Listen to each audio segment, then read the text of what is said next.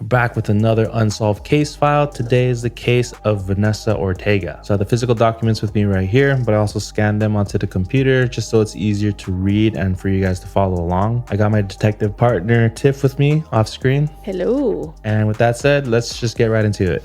So we can start just by reading this short summary that was on the back of the package. It's sealed by Jim D. Reed, November 23rd, 2024. So this is like a more recent game, I suppose. Some of the games have been more in the past, like early 2000s, but this is only about a year ago. Also around Thanksgiving time.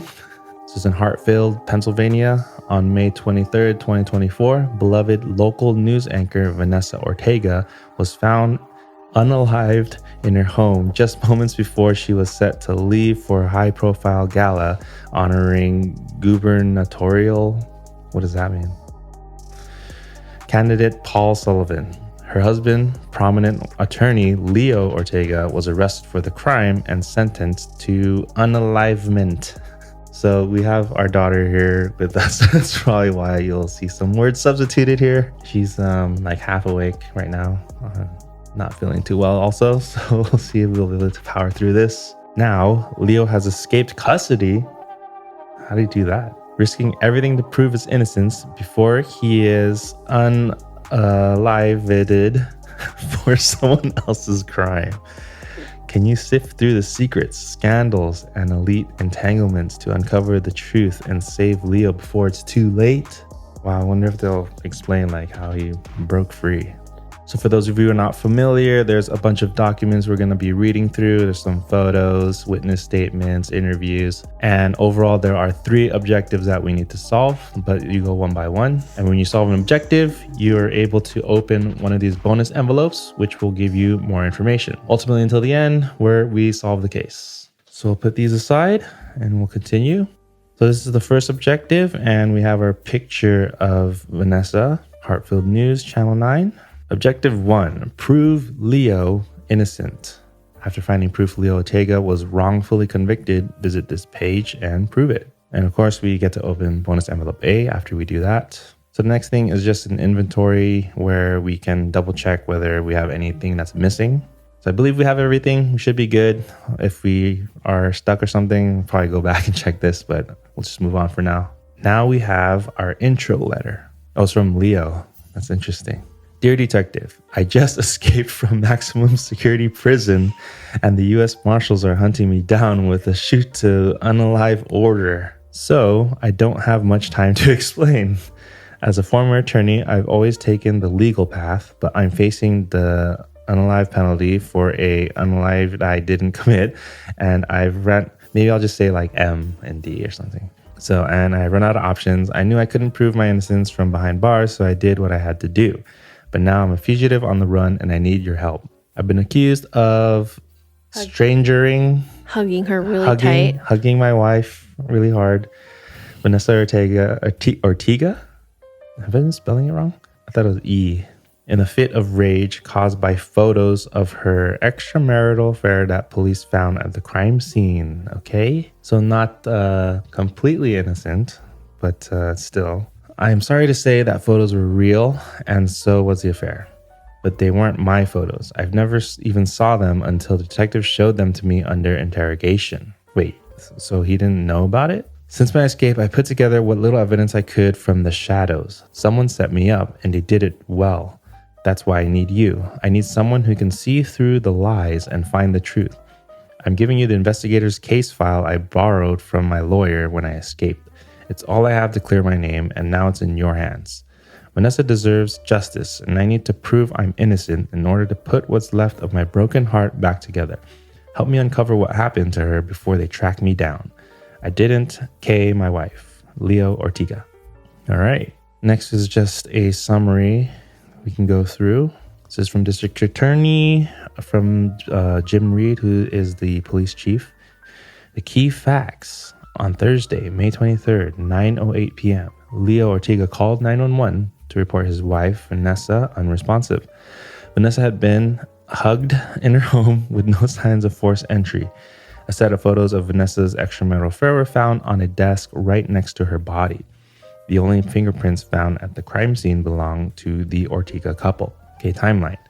9:08, the 911 call from Leo. 9:13, first responders arrive, paramedics arrive, and they pronounce her unalived. Vanessa's body is examined. 9:38, and they're processing the scene. 9:47, the affair photos of Vanessa and an unidentified man are found on the desk. 9:54, person of interest Leo is taken into the station for questioning. At 9:09, the next day in the morning, Buzz Bennett interrogated. And then we have Paul, Catherine, Cheney, and Blackwell presented officers with evidence clearly implicating Leo. Who's Blackwell? Someone, I don't know. Leo's arrested at 2:27. Here are suspects. Leo, husband who claimed innocence, but evidence revealed he had means, motive, and opportunity. Buzz Bennett, beekeeper who was near the crime scene at the time of the M. Paul Sullivan, politician who was having an affair with the victim. Scandal could ruin his candidacy. Catherine Sullivan, wife of the politician, so Paul's wife, jealousy as motive. Cheney Blackwell, campaign manager with a vested interest in Sullivan's political future and success. Oh, so why would... Oh, I see. So he presented the evidence for Leo. Conclusion. After thorough investigation, including forensic analysis, witness statements, and review of surveillance footage, it was determined that Leo M'd Vanessa in a crime driven by personal motives connected to the discovered affair. The evidence contradicts his alibi. The timeline places him at the scene during the estimated time. Okay, so that might be what we need to focus on. Recommendation. Charges filed, first degree M. Case status closed. Okay, let's move along. Next is the coroner report. So this is Vanessa. She's 33, Caucasian, female. Comment. Oh, type of death is violent, suspicious, unusual, and unnatural. Crime was clearly intentional. Characteristic hugging marks would have taken several minutes before the hugging caused D. Description, she's clothed. Let's see. Initial observations were made at the crime scene with further examination done after transporting the body. And so the time is between 8:40 and 9:10 p.m. When was the call made? 9:08. 9:08 p.m. It's like right before he called 911. Yeah. So that's probably very suspicious. So marks and wounds, victim was hugged around the neck. Bruising on the body suggests the victim resisted. No other marks or injuries on the body, which would have contributed. The killer used two hands. Oops, I said that. It's okay, she's asleep. Okay, she's asleep now, so I can just read regular. The killer used two hands to strangle the victim. It is impossible to determine their dominant hand from the evidence available. Interesting. So the bruising on her right hand, though, and bruising on her left calf or ankle or whatever. Or shin. Asphyxiation from strangling is probable cause. It is likely the victim suffered for a few minutes as she resisted her attacker.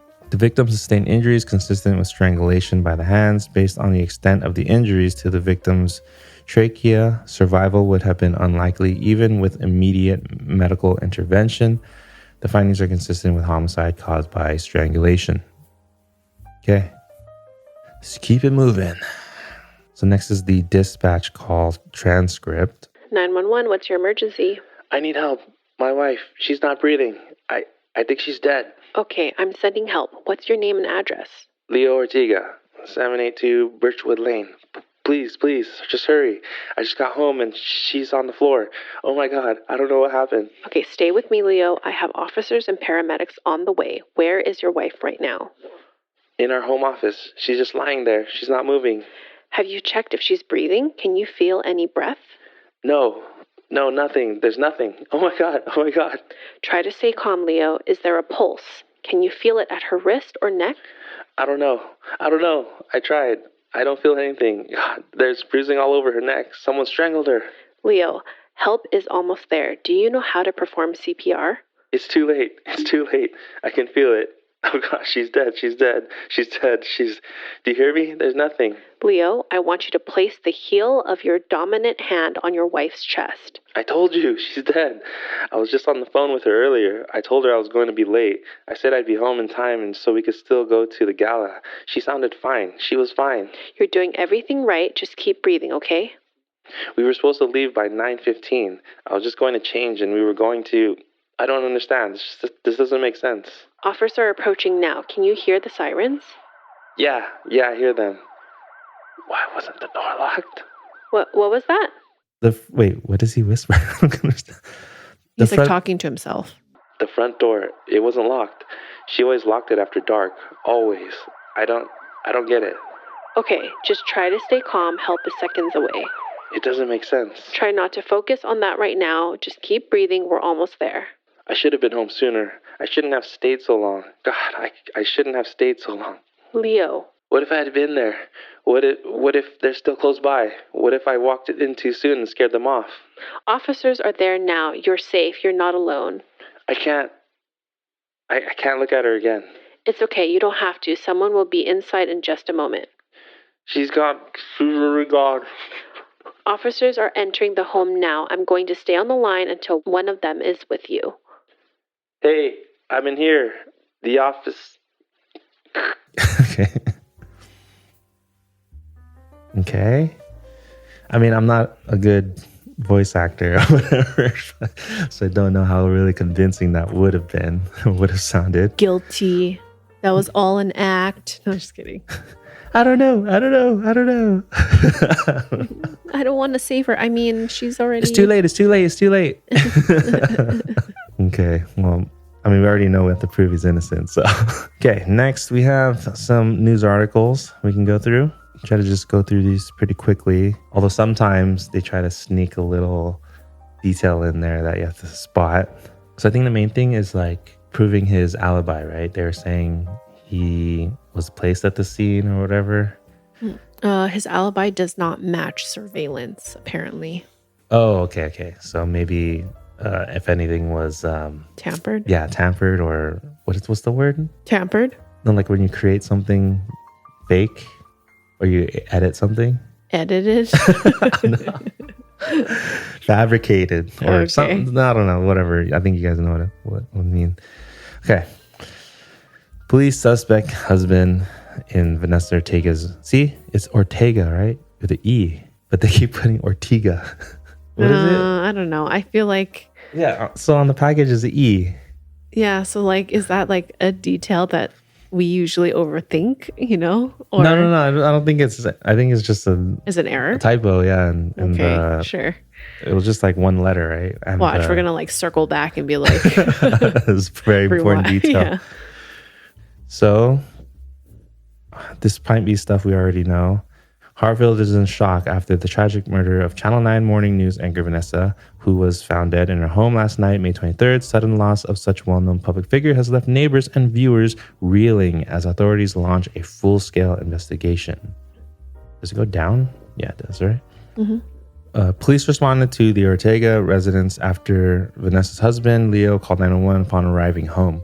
Officers found Vanessa in the living room, the victim of an apparent strangulation. Authorities have confirmed Vanessa's death to be homicide and are currently investigating. This is a devastating loss for Vanessa's family and for this community, police chief said in a statement. I have personally taken over as lead in this case to ensure we bring justice. Although police have yet to officially name any suspects, the husband, Leo, was seen by several witnesses being escorted into the back of a patrol car. Unconfirmed rumors suggest Vanessa may have been having an affair, fueling speculation that her husband was a crime passion. Police spent the night investigating the crime scene, canvassing the neighborhood, gathering statements, and reviewing available evidence. Sources close to the investigation indicate that detectives are considering all possible angles, from personal disputes to professional connections. Vanessa was a familiar and trusted voice in Hartfield. She wasn't just a friend, she was family, said Amy Patterson, her friend and next-door neighbor. I am crushed. Other neighbors echoed that sentiment, describing her as warm, kind, and always approachable. The city mourns. Law enforcement remains focused on bringing Vanessa Ortega's killer to justice. If you have any pertinent information on what happened or witness any unusual activity in the area, please urge you to call whatever. Okay.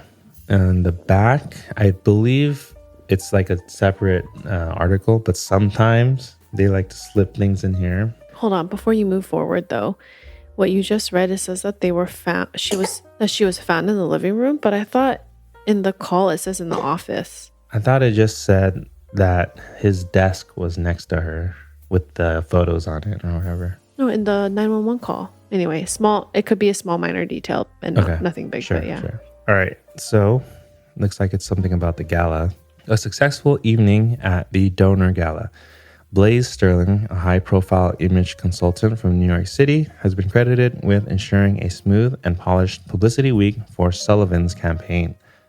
Known for his work with celebrities and public figures navigating high-stakes environments, Sterling's presence has been felt across the campaign. While officially tasked with refining Sullivan's public image, insiders suggest his true value lies in his ability to manage challenges before they become distractions. What's his role? Oh, because is there another part? Did I read it wrong? Role has never been clearer. Those familiar with the campaign describe Blackwell as precise, methodical, and relentless in his commitment to keeping every aspect of the operation on track. His influence has only grown in recent weeks, with key decisions flowing through him as the election inches closer. Despite internal adjustments, Sullivan's public image remains meticulously curated with strategic appearances and unwavering message of stability.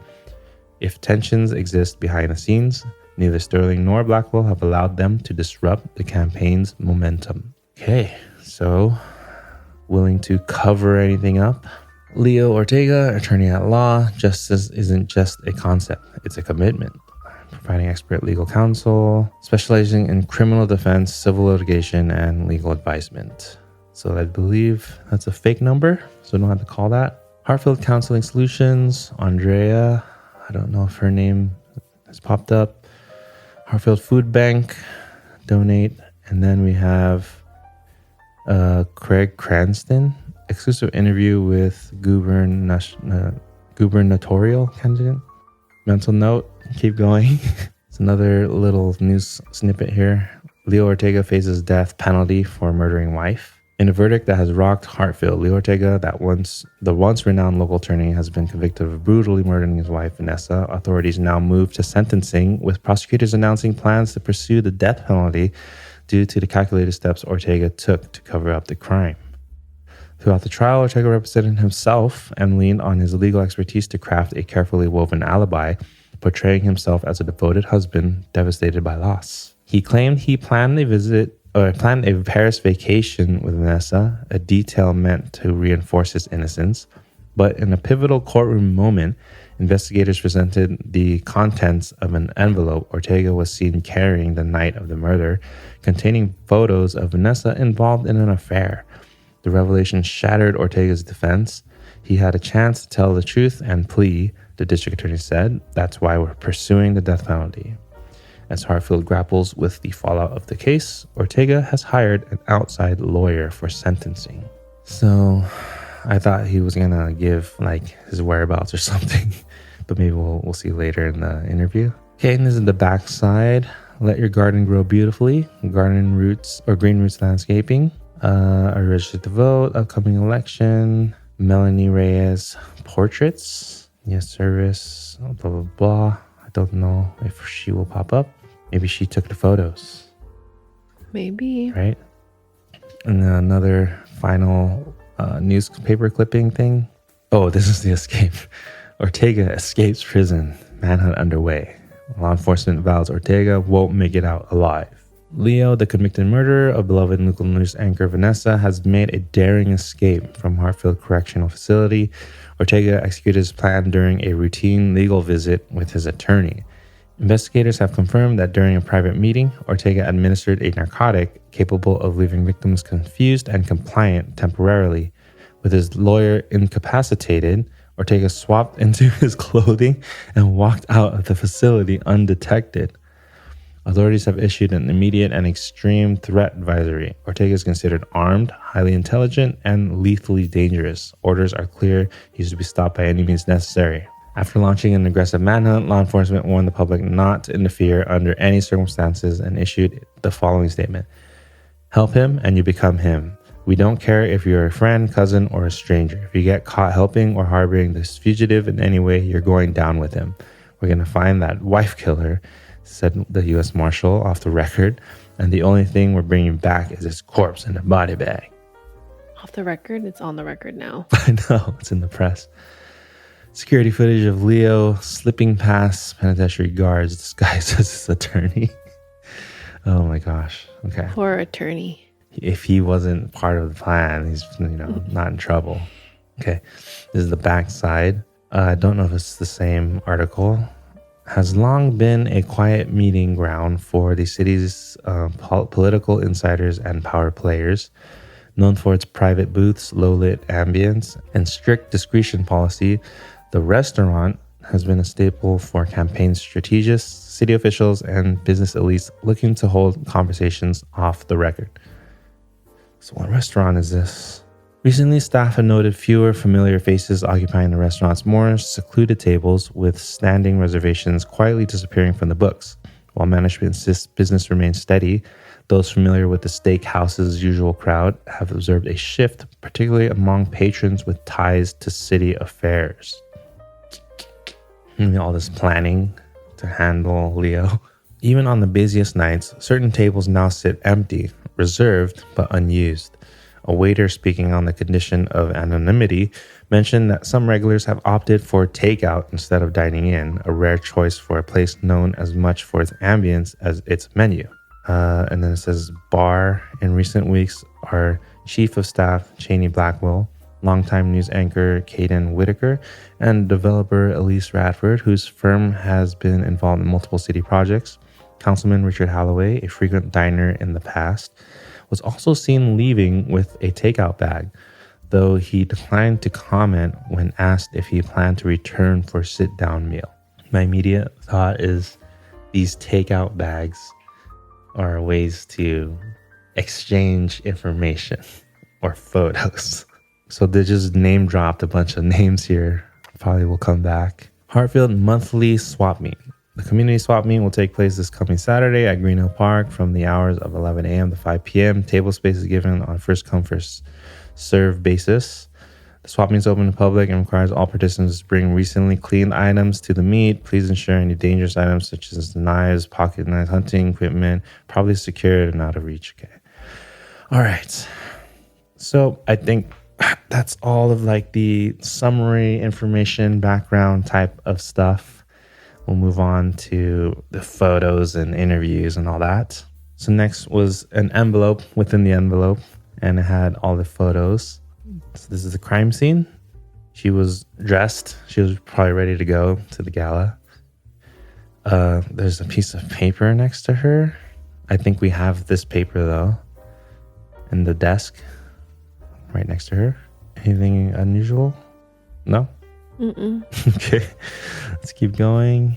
So this is the paper. Oh, Paris itinerary on the floor. So they were planning to go on a trip. I think, yeah. So I think we have this so we can take a closer look later. Okay, so now we have the desk. Oh, there's some phone numbers here on our names. These are the photos perfectly laid out. I can't really see the details on here.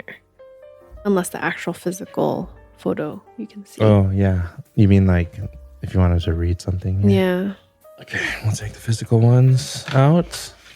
Yeah, obviously much clearer. And they do give you a magnifying glass if you want to read stuff. While she's doing that, these are some witnesses. Maya Parker, a paralegal. So the way I think it's organized is that each witness is kind of tied to one suspect, and we'll see that later because the witnesses also give a statement. We have Amy Patterson, a therapist. Blaze Sterling, image consultant. I think we saw his name. Nico Chen, delivery driver. And Declan Cowley, campaign intern. I don't think we saw his name, but must be related to the campaign. In the newspaper, there's like the ads where it has like Leo's ad and then other stuff, food bank. There's one for the counseling solution. Is a therapist. Her name is Andrea. And that number is on the notepad. Oh, this one? So I'll just make a note so we don't forget. That's huge. We should probably search up all whatever's written. So let's try to see if there's a Falcone, a Maya. Just so we don't forget, though. I'll make a note. Can you see what's in the letter? I need a magnifying glass. If it's that hard to read, maybe it's not that important. Oh, my eyes are hurting. I'm trying to read this text.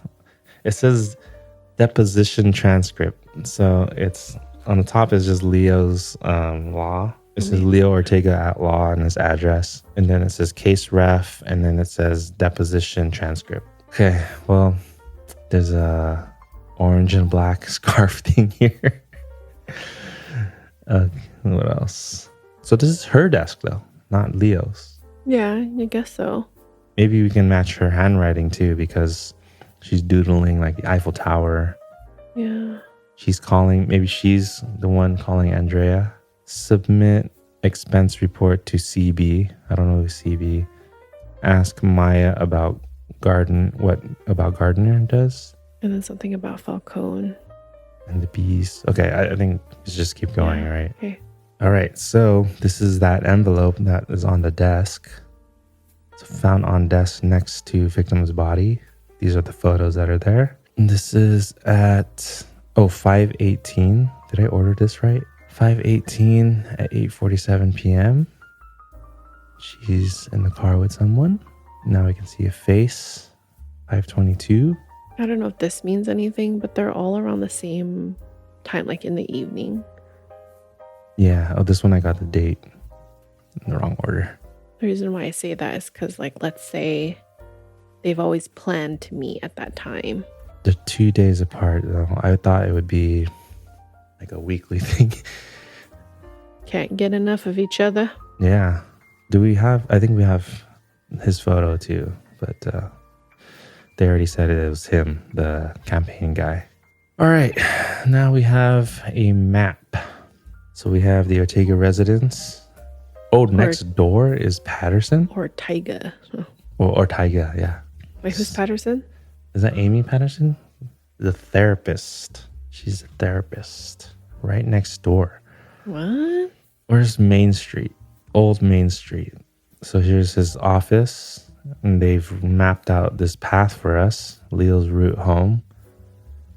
So I guess there's going to be some... he goes past the Sullivan Campaign HQ. Sterling's Hotel. Who's Sterling? Okay, don't want to dig too much into it. I'm forgetting the people. Yeah. Gala venue. Cheney's apartment. Who's Cheney again? Oh, Blackwell. He's the campaign manager guy. Yeah. Who possibly orchestrated everything. Okay. Wait, so who's Sullivan again? Oh, it's the politician. He's the politician. So not too far from Ortega residence. We don't know where those photos were taken though. No. But maybe we'll find out. Next is Vanessa's call log. So these are the dates, right? Was it the 20th and the 22nd? According to the photos, do we see a number? Wait, whose call log is this? Vanessa's. Oh, okay. So we know in those photos, she was with him on the 20th and 22nd. Let me double check. But 20th, there's no PM call. Yeah, 9:49. So, but she would probably call him before that, right? No, I mean, you said 20th and 22nd, right? Mm-hmm. None of them are in the PM at that time. Yeah. Outbound. Let's see. This number does repeat itself. 3456. I mean, it's a lot of numbers, but the only numbers we have too are the newspaper. So okay, so maybe we'll do it backwards, or not backwards, the other way around. When we have a number, we'll bring it here, right? Yeah. Okay. Do you happen to have that paper, the newspaper? I can look at it, unless you don't want to go into that right now. We can, since we know that one. Do we have his number too? Not the office one, but we do in the person of interest interviews. So do you want to just do that first and then revisit? Yeah, just come back to this, huh? Okay. Okay. So now we have our 5 suspects and 5 witnesses. And like I said earlier, they tie a witness to each suspect, I guess. So first we have Leo J. Ortega, attorney. How about we review it and then see what sticks out to us? Okay. So like I see that he's right-handed. He has a small scar on his right hand. There are checkbox like sections where it asks like his experience, but all of them are like no. So no military, no combat, no prior arrest, no prior felonies, warrants, no firearms. So I mean, we kind of already know he's innocent because we have to prove he's innocent. yeah. Okay, so there's his statement. I left my office around 8:45 p.m. My paralegal Maya was finishing prep on a case briefing for a client and stayed behind to wrap up a few things after I left. I got home a little after 9:05. The door was unlocked, which was odd because Vanessa always keeps it locked after dark. She's on TV and there's been a few stalkers over the years. I called out for her as I stepped inside but didn't hear anything. That's when I knew something was wrong. I called her name a second time, but again, no answer. Don't forget to censor yourself because she's awake now. Oh, baby's awake again, so you'll hear us substituting words. I was making my way through the house when I found her lying on the floor of the office in her ball gown and jewelry. There were marks on her neck. I called 911 right away, and the dispatcher talked me through until the first responders got there. Some officers escorted me outside, and then someone confirmed Vanessa was unalive. It still doesn't feel real. I'm in shock right now, but I'll do whatever it takes to find the monster who did this. And then we have Maya Parker, also have her number. Okay. Maya can confirm I was late at the office and walked home Oh. like usual. So it takes time. So 8:45. Okay. I mean, if there were cameras, you would have been caught somewhere and confirmed or whatever. Okay, let's read Maya's statement. So this is Maya Parker. We saw her photo earlier. We got her contact number. My name is Maya Parker, and I've worked closely with Leo at his law firm for the past 7 years. Leo isn't just my boss. He's a mentor, a leader, and someone I trust completely. He's built his career on doing things the right way, advocating for those who need it most, and ensuring every legal detail is handled with precision. The accusations against him aren't just shocking, they're impossible to believe. Last night, I stayed late at the office to finish prepping a case briefing for one of our clients. Leo had been reviewing a stack of legal documents related to the Sullivan Campaign's community outreach initiative at the Hartfield Food Bank. Oh, okay. So we're getting little bits of information about this. Things like liability waivers, authorization forms, and logistical paperwork that needed his final review and signature before the morning event. Oh, I thought it would be like he was working to dig up something, but it seems like he's just helping him with stuff. He was a little frustrated because he thought he'd already signed off on some of those same forms, but they'd resurfaced incomplete. It wasn't like him to miss something like that, which probably added to his frustration. Regardless, he worked just as diligently this round and wrapped things up just after 8:30 p.m. Leo officially left the office around 8:45 p.m. I was still at my desk, and I remember glancing up as he left. He seemed like he was in a bit of a hurry, but he was running late for the gala, and he noted that he didn't want to keep Vanessa waiting on him too long. He gave me a quick goodnight, Maya, and walked out the door. Leo always walks to and from work. I think it's about a 20-minute walk. That would check out if she's telling the truth. I've been trying to reconcile the man I know with what's being alleged. Leo is meticulous. He doesn't leave things to chance. More importantly, he doesn't have it in him to hurt anyone. His entire career has been about solving problems, protecting people, and creating order, not chaos. Whatever happened last night, I know with absolute certainty that Leo Ortega is not responsible. He's a good man, and I trust that the truth will prove his innocence. We have her handwriting. Oh, this whole thing was written by her though, right? No, or no? Yeah, I think so. Just the signature is a little different, yeah. Okay, next is the interrogation. Ready? Yes. All right, let's start from the beginning. Where were you before you got home last night? I was at my office. I had legal documents to finalize for the Sullivan campaign's food bank event, liability forms, the usual. I stayed late to get it all sorted. Left the office to walk home at 8:45 p.m. My paralegal, Maya, was still there when I left. She can confirm that. And what time did you get home? I'm not exactly sure, a little after 9:05 p.m. Walk me through it. I was expecting to find Vanessa in her gown ready for the gala. I was going to surprise her with the itinerary for a trip to Paris. It was in my hand. I went to unlock the front door and it was already open.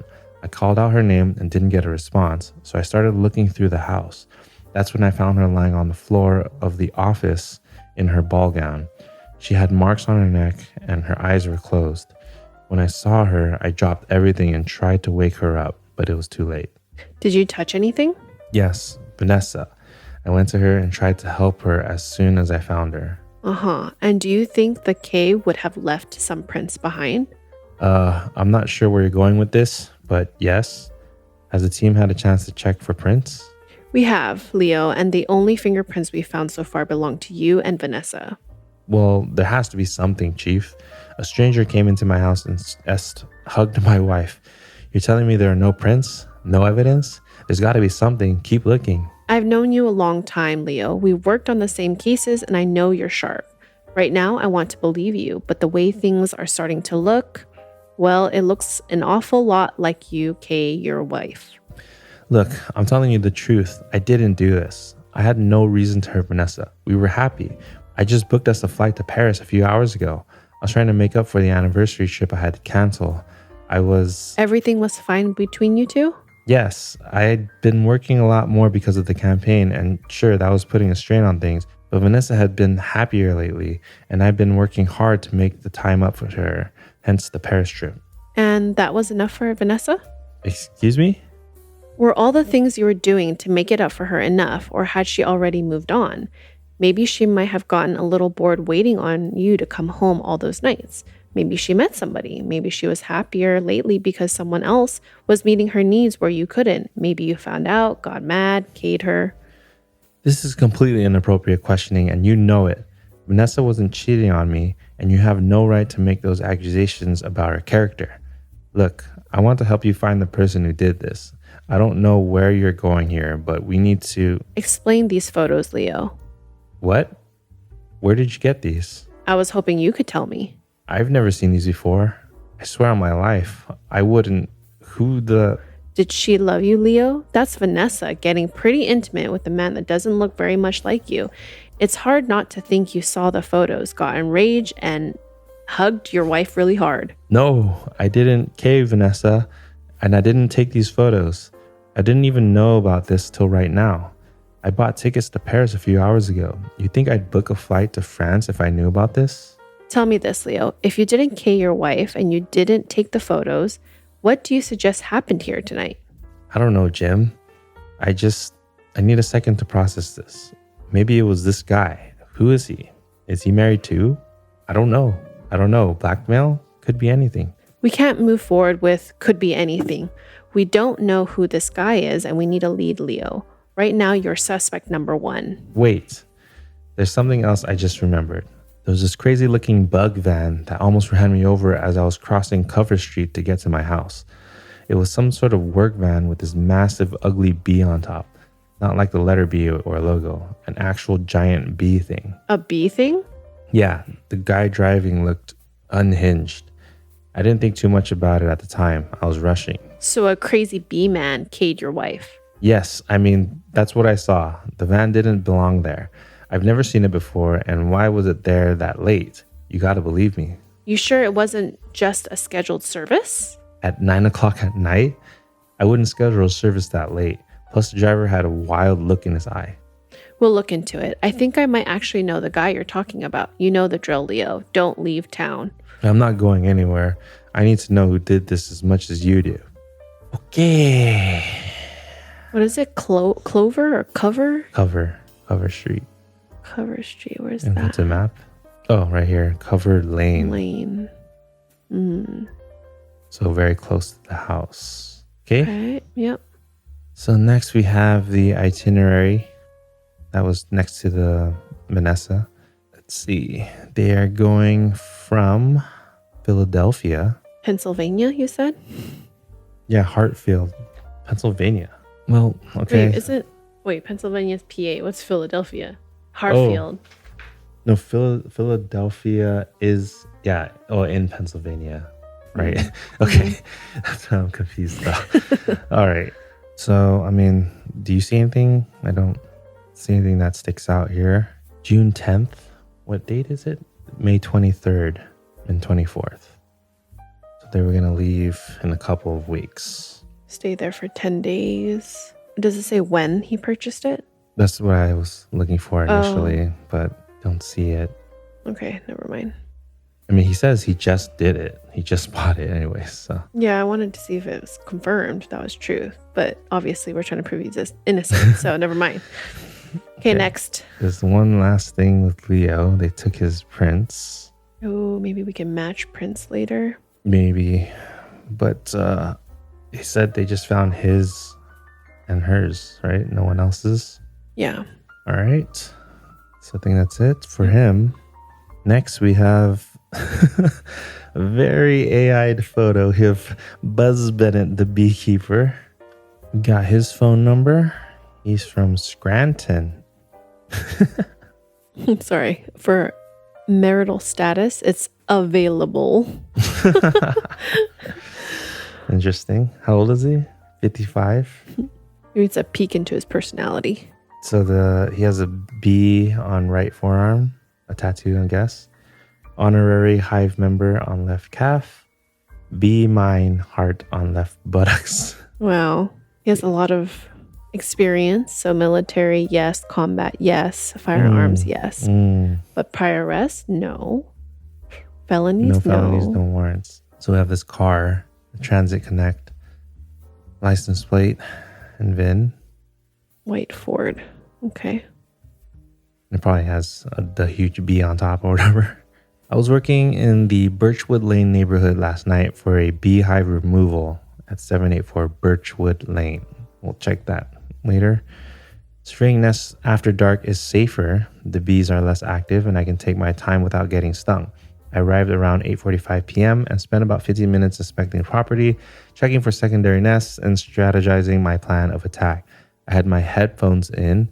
I usually do. Keeps me calm, which keeps the bugs calm.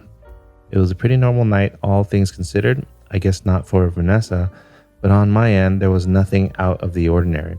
The only thing that stood out was that there was one bee still moving near the nest when I was marking it out for removal. That's uncommon at night. Usually they're all tucked away, but this one was circling like it was upset about something and didn't want to sleep. Must have had a bad dream, or maybe I was humming a bit louder than I thought. Little guys hate loud sounds. It irritates them. Interesting. I wrapped up just before 9 p.m. and got back into the van. I almost ran some idiot over crossing Cover Street in dark clothes after dark. Had to swerve and spilled my Mountain Dewy, maybe Mountain Dew, all over myself. Then this morning, I'm called in and told Vanessa Ortega is unalive. Hard to wrap my head around. You see someone on TV all the time and then suddenly they're just gone. I didn't know her personally and I have nothing against the woman, but she did advertise corporations over small businesses on her news segments. Maybe she was wrapped up in money and owed someone something. And then who can confirm? Amy Patterson. Oh, the neighbor. That's why she's involved.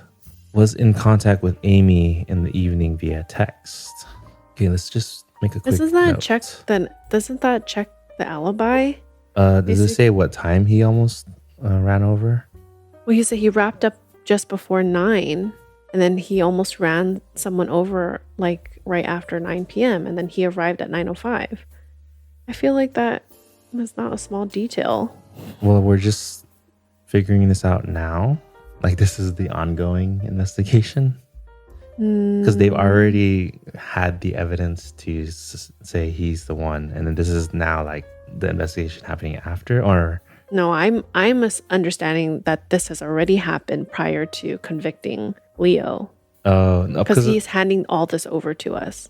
Okay, well, the one thing that stood out was this bee that was not asleep Yeah. because of a loud noise. Let's see what Amy has to say. My name's Amy Patterson. I live next door to Vanessa and Leo. I can't believe Vanessa's gone. I spoke with her on the phone just 2 days ago. So we have her phone number. We can verify that too. We were catching up on the latest happenings in each other's lives. I keep thinking I'll hear her coming up the driveway, or I'll look out my window and see her messing with those flower pots she was always rearranging. But I'll never see her again. Last night, Vanessa had plans to attend Paul Sullivan's donor gala with Leo since he had been working on legal matters for the campaign. I was preoccupied with an evening of errand runnings and caretaking another friend of ours who recently dislocated her elbow. I had scheduled a bee removal service with Buzz Bennett early this morning, but he showed up last night to do an initial inspection. I believe it was around 8:45 p.m. when he showed up. I wasn't expecting Buzz on my property yet since it wasn't my scheduled service time.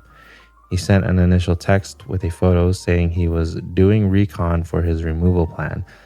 He's a bit of an annoying one, but I hired Buzz because he really does care about the bees, maybe more than is healthy. So I know he'll remove and relocate them successfully. I wouldn't have thought anything of it on a normal night, but I can't shake the feeling it's a bit strange that Buzz was in the neighborhood when he wasn't supposed to be on the same night Vanessa was K'd. It wasn't until I got back to a street full of police cars this morning that I knew what had happened. It's awful. None of it makes sense. Vanessa had this presence, this energy about her that made you feel like you were someone special just by standing next to her. I hope you find out who did this and throw them in jail for the rest of their miserable life. See, she said this morning, so they took the statement the day after the incident. Yeah, I showed on that one summary page in the beginning. Oh, you just said, I don't know when they did this. Yeah, so he escapes and then they do all this. What? Or when did he escape? I don't know, but I mean, if the incident happened, he's not already convicted of and sentenced to DE. Okay, yeah, you're right, because that's so quick. they Within do hours. all the interviews and then he's arrested. I was thinking whether whoever this person is canoodling with Vanessa maybe is trying to get close to not necessarily Vanessa, but to Leo, and maybe is asking Vanessa to like take some of the documents that he had to re-sign for. Remember, he was like, "Oh, I thought I signed." He said, "I thought I signed them. How come I have to sign the same documents again?" I don't know. So wasn't really like because of the motive. They were trying to cover something up, or like or get access. Yeah, to go these through documents. her. Yeah, something like that. I don't know. That's a theory. Could I be, have. yeah. Well, initially, then you think it's covering up the affair, so then you suspect Sullivan, right? And also the fact that they say, I don't know who this gentleman is. They say it is Sullivan, right? Yeah, I thought so too. Yeah, but I don't know why the investigators like we need to identify this guy. Yeah, I don't know when they figure that out. Then I don't know. Yeah. Well, they have the photos right away from the beginning. So. But wouldn't you know, like politicians' face, like what they look like? Yeah. Okay. So here, let's skip ahead to his face. That's what he looks like. Mm-hmm. And now we can go look at these photos. I mean, it's clearly him. Yeah. Okay. Let's move on. Okay. So we have Buzz's interrogation, right? Buzz Bennett, pest control. That right? That's right. Wow. Vegan pest control. We move and we don't. I'm catchy, right? I'm so sorry, listeners. I'm so sorry. You gotta put his photo as I'm talking. I should move this along real fast, okay? You were on Birchwood Lane last night, May 23rd. Had a job at 784 Birchwood. Late night bee removal? Just a survey. Bees are calmer after sunset. Easier to read the hive's mood without riling up the workers. Amy Patterson says you weren't even scheduled to be there at that time. I'm a worker bee detective. I'm always working. I was prepping for the next day. Transporting bees can be intense. Gotta do your homework. And you didn't think to tell Amy? I texted her. Didn't want to interrupt her dinner or yoga or whatever people from that part of town do at night. I wasn't doing anything illegal. I was respecting the ecosystem. You were at her house unannounced and unscheduled while M was taking place next door. Yeah, but I didn't see nothing. I was focused on the bees. You've got to be gentle near the queen. Did you hear anything? No, I had my headphones in. Headphones? Nature sounds and a little jazz. Keeps the bees mellow. Helps me stay centered. That's convenient. Not convenient, strategic. I can't approach a hive with chaos in your head. Bees pick up on that. You know they're responsible for about a third of the food we eat? If I don't stay calm, the bees freak out. They don't transfer well to their relocation. They unalive, bee population declines, the world begins to starve. So yeah, smart guy, I listen to jazz on the job. So your official statement is that while a woman was being M next door, you were blasting jazz? You can't lose focus when you're working with bees. You gotta stay focused and passionate the whole way through. You probably wouldn't know anything about that. Watch your tone, Buzz. If you didn't hear anything, did you happen to see anything unusual? Just some guy who was crossing the road as I was leaving. Spilled my drink, making sure I didn't accidentally run him over. The guy was in dark clothing and jaywalking without a crosswalk. Lucky he's alive and you're not interrogating me for Laughter. For manslaughter. Buzz, we are interrogating you for man's laughter. Did anything about this person stick out to you other than dark clothing and walking near the road? Do you know which direction he was going? Generic dude, tan, dark hair. He was crossing cover lane to Birchwood Lane. Didn't notice much else after spilled my drink on myself, which you don't seem to care about very much. Because I don't. Do you own a professional camera for your pest-ing work or your hive surveillance photos? First of all, I don't K-pest. I relocate pollinators. Second, no, I use my phone. I'm not filming a wildlife documentary, just taking hive pics for relocation logs. Bees don't care about megapixels. Do you happen to know anything about Vanessa Ortega's personal life? Sorry, he knows the word megapixels. Oh yeah, we trade skincare tips every Sunday. Trade? I only knew her from the TV. I wasn't a fan either. She did a feature about the farmer's market one time and didn't even mention my local honey. You can't forget something like that. So you don't recognize these? What are these? Found in Ortega's home, Vanessa and another guy. Someone was surveilling them. Sure you weren't next door in the Ortega residence last night to finish a different type of pest job? I'm surprised you think I have time or the care to take on a side job of private eye. No, I did not take these. I didn't know about any affair, you know? These are some pretty steamy pics you got there. Guess we know who she was going to vote for this fall. Not that it's any of my business. I'm just a bee guy. What are you talking about? Just saying it's pretty clear who she's voting for. What? Sullivan. That's Paul Sullivan. With her in those pics, right? Isn't that guy always talking about family values? Let me see those again. Anything else, Buzz? That's a weird question. Sorry. Let me see those again. Anything else, Buzz? Maybe there's a pause after. Like, let me see those again. I know, but it's a question. Is let me see those again? Oh, yeah. You know? Yeah, that shouldn't be a question. Okay. You're the one that brought me in. Are you done? Wow. For now, you better not be lying about anything we've covered today. I've got nothing to hide. I respect bees. I mind my own beeswax. And I stay in my lane. Whatever's going on here, I wasn't involved. Get out of here, Buzz. Don't leave town. Oh, get out of here, Buzz, but don't leave town. Funny. Okay. And then, we have a service log. So we have a license plate too. Photos. But this is the neighbor's house, right? So we got his number, Amy Patterson. We already have her number. Arrival 8:45, 9 p.m. I mean, this could be doctored. This is his own document though, right? Assessed property for hives, secondary hives, and tools necessary to perform success. He has removals on the next day.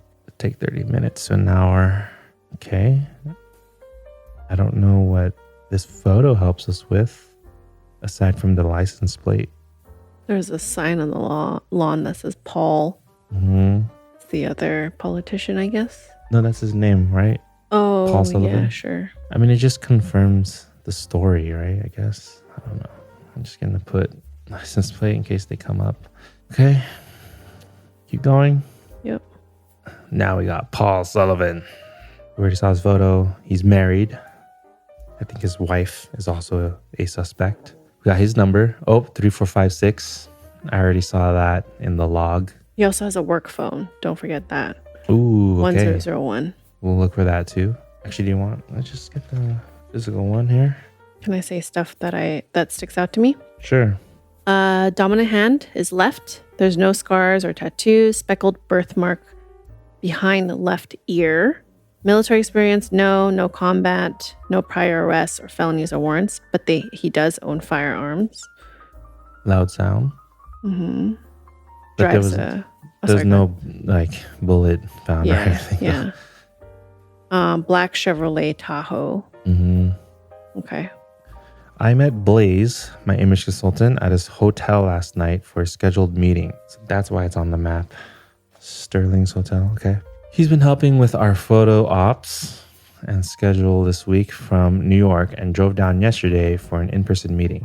He also wanted to be present for the donor gala last night and the food bank visit this morning. Our meeting started around 9 p.m. and lasted for about 45 minutes. We spoke about the events of this week, our strategy at the gala, and our photo ops, along with events for this morning and the rest of today. It was a standard meeting, other than it being a bit more relaxed/casual. Blaze decided to schedule the meeting late to ensure we had an appropriately late arrival to the gala. Those are Blaze's words, not mine. Apparently, arriving within the first hour shows desperation. I don't understand his logic, but I like his results. Once the meeting ended, we took one of the campaign cars to pick up my wife and head to the gala. Blaze had purchased a bouquet for me to give to Catherine. She loved them, although she's quite allergic to lilies, and we spent about 5 minutes in the parking lot letting her sneeze. The gala itself was a success. Our donors showed up dressed to the nines and ready to put more money toward the cause. Catherine dazzled the crowd with her charm as usual. The event ended at midnight. I drove Blaze back to his hotel, then took Catherine and myself home.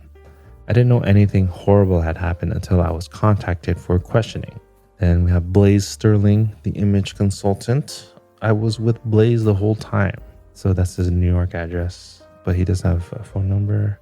And he was staying at the hotel. So apparently he was occupied at 9 with his meeting with Blaze. And then it says for 45 minutes, but he basically showed up, according to his statement, showed up to the gala more than an hour late.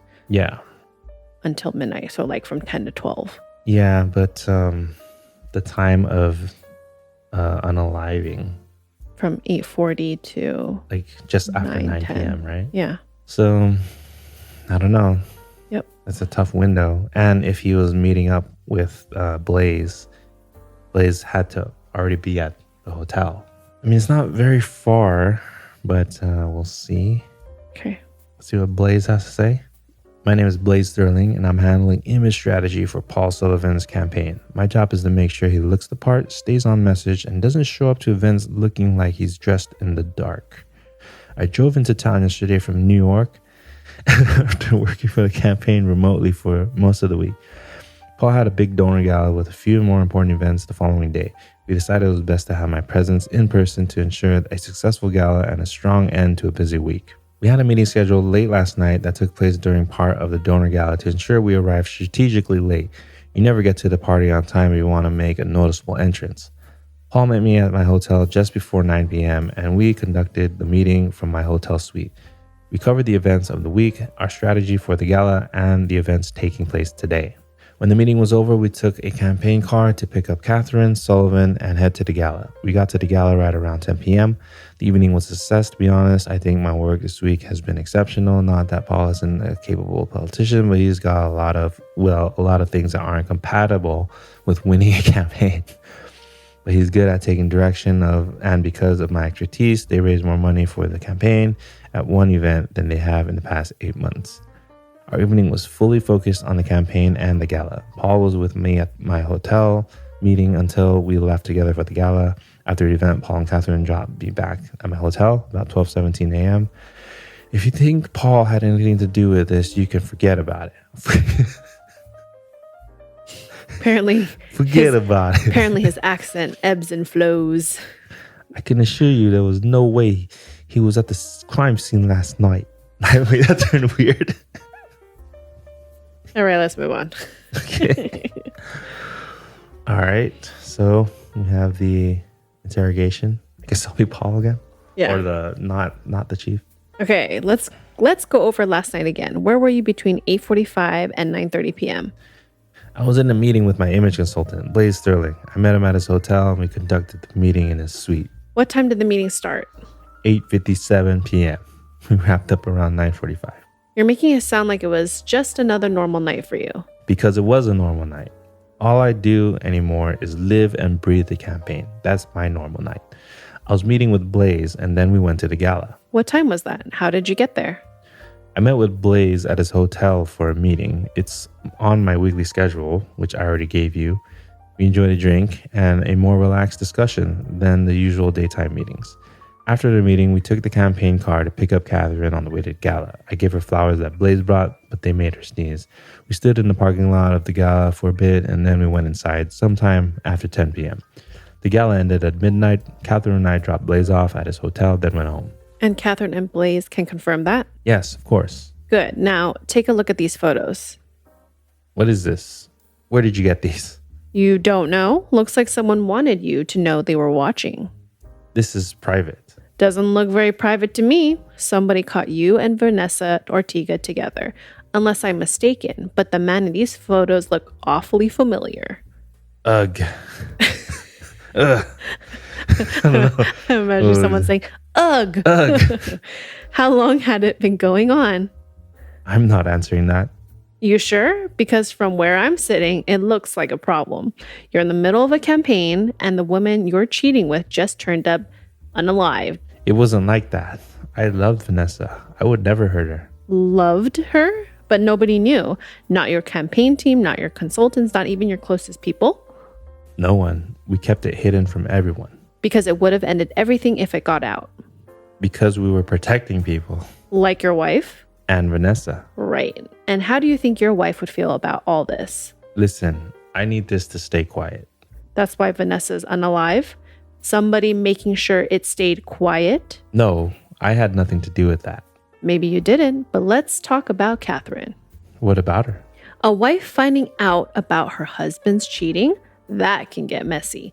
Some people can't let something like that go. It gets under their skin and they do things that seem out of character. Catherine isn't like that. That's not how she would deal with cheating. She's more concerned about her future. You sure? Hard to know what people will truly do until the moment is upon them. Looks like Vanessa unalived in vain, though. News reporters will eat this story up. I told you, I need this to stay buried. Nessa's gone. The scandal's over. I'm grieving. Just let it go. That's not how this works.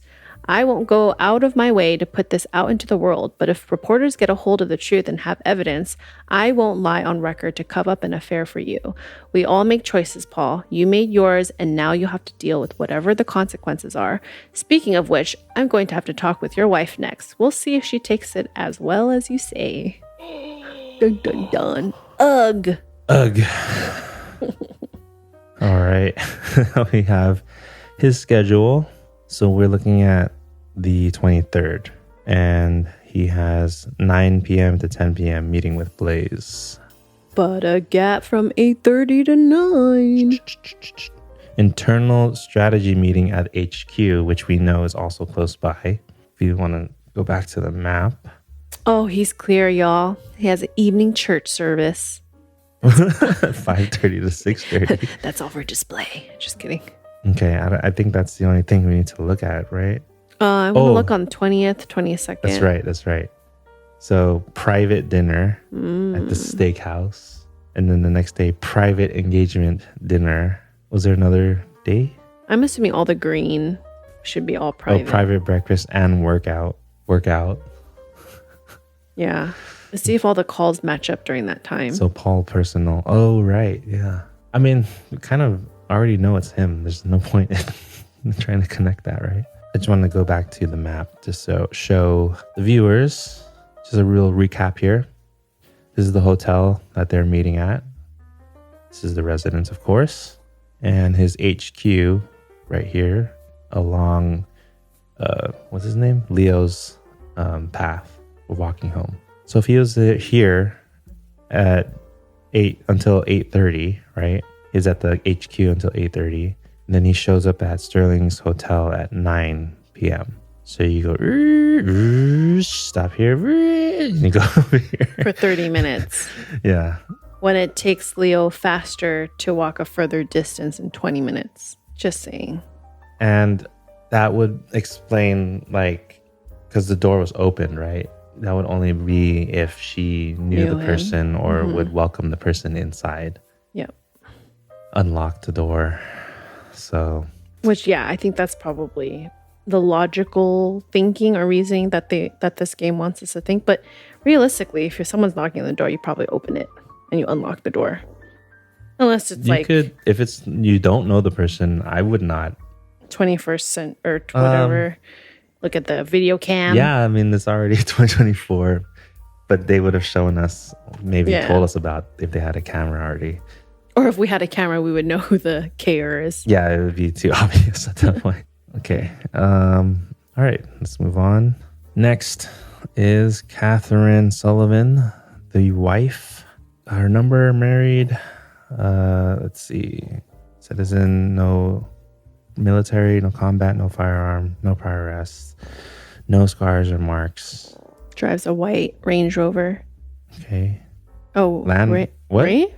Range Rover, Land Rover? Land Rover. Interesting car. Excuse me, it's a Range Rover. It's a Range Rover. Not a Land Rover. All right, let's just get right into the statement. Yep. I was home at that time getting ready for the gala. Paul had told me he'd been working late and would pick me up for the gala after his meeting with Blaze. It was going to be a long night of talking and engaging, so I ordered dinner to the house. Thai food. I have a regular spot that I order from. Food is delicious every time and service is exceptional. My food arrived just after 9 p.m. I spoke with the driver for a while and tipped him for his effort. I brought the food inside, ate a quick bite, and finished getting ready. You have to look perfect as a politician's wife. The scrutiny is relentless. Paul and Blaze picked me up a bit before 10 p.m. and we headed to the gala together. Paul bought me flowers, but he forgot I'm allergic to lilies, which the bouquet was full of. Paul spent the car ride removing lilies from the bouquet while I sneeze. My allergies are intense, and it took us a few more moments in the parking lot with a fresh night air before I could confidently walk inside without sneezing. I wonder if the sneezing is something like the noise. Didn't she have flowers in the front? I think there was Vanessa. They talked. I forgot who said something. I'll check it out later. Okay. Yeah. The gala was marvelous and the donors turned out in droves. A successful night for the campaign and for Paul. I didn't know anything out of the ordinary had happened. I only found out about Vanessa this morning when I saw the news and was called into the police station. I can't believe this. Vanessa was always kind to me. This whole situation is so I was going to say awesome. This whole situation is so awesome. Individual who can confirm is the delivery driver. Nico can certainly confirm my whereabouts at this time. Got it. Okay. Mm-hmm. Next. Ooh, yeah. Nico. All right. So that's why there's a delivery driver. Okay. I delivered an order to Sullivan's house last night, right around 9 p.m. Catherine's one of my regular customers. Always polite, always tips well. I was expecting a quick handoff, but when I got there, we got to talking. Truth be told, I was tripping over my words the whole time. She hadn't put on her ball gown yet, and I was standing in the bathrobe and her makeup and hair done while we spoke. I was trying to play it cool, so I'm sure she didn't notice me blushing at the sight of her. She's a beautiful woman, truly. She told me about the gala and asked about how med school was going. She asked if I was managing the stress all right. I told her classes weren't getting any easier, and she laughed and said something about how nothing worth doing ever is. It was a nice, lighthearted conversation. After our conversation, she took the food inside to eat and finished getting ready. I gathered myself and got back to my deliveries, which I was late for, but totally worth it. She tipped me big for the extra time last night. Interesting. Alibi building. I headed home after that. I don't know what all you're speculating in your investigation, but Catherine's never been anything but kind to me. I hope you find Vanessa Ortiga's care. I'm certain it isn't Miss Sullivan. Okay. You know why you're here, don't you? Wait, you want to reverse? Because it's Catherine. Oh, sure. Why? You don't want to? Well, you know why you're here, don't you? Well, you told me it was about Vanessa Ortiga's life. But I'm not sure what you want from me. She was at my house for a few hours doing a feature on Paul, but that was back in March. Is that what this is all about? You can't think of any other reason you'd be called in here today? Is there something I'm missing, officer? I don't care for the tone you're using, and I suggest that you drop it while you speak with me. Did you know your husband was having an affair with Vanessa Ortega? No, I did not. You're not surprised? Not even a little shocked at that information? Paul has a lot of obligations, and I have no interest in micromanaging his personal time. Well, Did you ever hire someone to follow him? Someone to take these photos? no, I wouldn't waste my time or my money on that. So you don't care that he was getting cozy with another woman? Why would I? Well, most wives I know don't take kindly to their husbands sneaking around behind their backs. Most wives didn't sign a marital non-disclosure agreement. Paul and I have an arrangement. He doesn't ask about my discreet time. I don't ask about his. Legally, I have no reason to be bothered. So what you're saying is you knew he was cheating. You just didn't want to know the details? I'm saying that what Paul does outside our home is his business. If you want the specifics, I can provide you the document. But as long as it stays out of the public eye, it's not my concern. And Vanessa Ortega staying alive, was that a concern? Are you seriously asking me that? You're saying you didn't see her as competition? Competition? For what? A seat at campaign fundraisers? A job smiling next to my husband at speeches? Vanessa was lovely, but it takes a certain kind of woman to pull off being a politician's wife. And what kind of woman is that? One who knows how to play the long game. What does that mean? It means that if I wanted Vanessa out of Paul's life, all I had to do was wait. And now she is. She's gone. That's tragic, but it's not my problem or my doing. You don't seem too broken up about that. Hard to be sad when police are accusing you of M. Seems a convenient reason to not have feelings about it. Seems convenient you surprise attack someone with M accusations so you can manipulate their emotional response to your narrative. I'm not the one, officer. You're wasting time and funding, which you seemed pretty pressed about earlier this week. It's not becoming of a politician's wife to throw threats around in an interrogation room. And yet, here I am, unbothered. If you want to truly do your job well, you should be talking to someone who actually has something to lose. Such as? I don't know. That's your job. There must be someone who didn't want this to come out, and that person isn't me. If anything, I'd have benefited from it. And how so? Paul and I have an arrangement. I'll get you a copy. If anything like this got public, let's just say he'd owe me more than an apology. So who stood to lose the most? Probably the people keeping his reputation intact. Who exactly are you talking about? His people, his campaign staff, the one who always handles this kind of thing. I need names, Catherine. I don't know, Jim. Go ask Cheney or someone who was actually responsible for his image and success. You think Cheney Blackwell could have had a hand in this? I didn't say that. I said I didn't do it, and then you pressured me to do your job for you and give you names when I had no idea who actually did or would have done this. You're free to go, Catherine. Gladly. Okay. I don't think she did it. I don't think so either.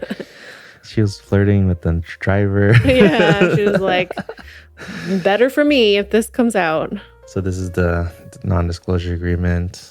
And among the bonds of partnership is the understanding to support and uplift each other for a life of mutual benefit and harmony. So this marital NDA is effective as of 2019, and it's the wife and husband.